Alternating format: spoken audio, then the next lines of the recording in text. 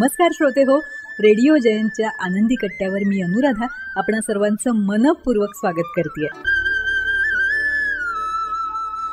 श्रोते हो, आजच्या आनंदी कट्ट्यावर एक नुकतीच वाचनात आलेली एक अतिशय सुंदर पोस्ट तुमच्याशी सुद्धा शेअर करते.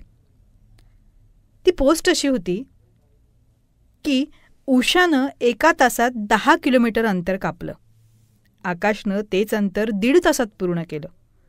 मग दोघांपैकी तंदुरुस्त कोण किंवा कोणाचा फिटनेस बरं चांगला? अर्थात सगळ्यांचं उत्तर उषा हेच असेल. उषाने हे अंतर तयार केलेल्या ट्रॅकवर पूर्ण केलं, तर आकाशनं दगड मातीच्या वाटेनं चालत पूर्ण केलं असं म्हटलं तर मग सगळ्यांचं उत्तर आकाश असेल. पण जेव्हा आम्हाला कळलं की उषा 50 वर्षाची आहे आणि आकाश 25 वर्षाचा आहे मग तेव्हा पुन्हा उत्तर असेल उषा. पण मग आम्हाला हे सुद्धा कळलं की आकाशचं वजन 140 किलो आहे आणि उषाचं 65 किलो. मग पुन्हा सगळ्यांचं उत्तर आकाश असेल. श्रोते हो, जसं आपण आकाश आणि उषाबद्दल अधिकाधिक माहिती मिळवत जातो ना, तसं तसं कोण चांगलं आहे याबद्दल आपली मतं वेगवेगळी होतात आणि निर्णयसुद्धा बदलतात. आपल्या आयुष्याचं वास्तवसुद्धा असंच आहे.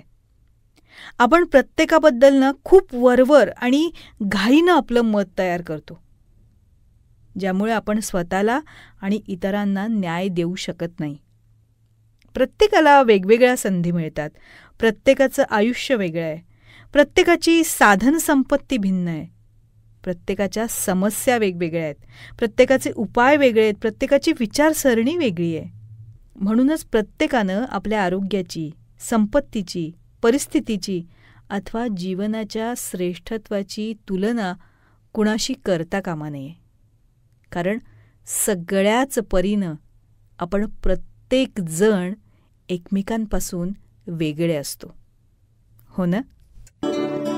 तेव्हा श्रोते हो, हा होता आनंदी कट्ट्यावरचा आजचा सुंदर विचार. तुम्हाला तो कसा वाटला याविषयीची तुमची कमेंट बॉक्समध्ये नक्की लिहा. आणि त्याचबरोबर रेडिओ जयंतचे दर्जेदार कार्यक्रम ऐकण्यासाठी रेडिओ जयंत लाईक करा, शेअर करा आणि सबस्क्राईब करा. रेडिओ जयंतचं सबस्क्रिप्शन फ्री आहे. आणि त्याचबरोबर नोटिफिकेशनसाठी बेल आयकॉनवर क्लिक करायला सुद्धा विसरू नका.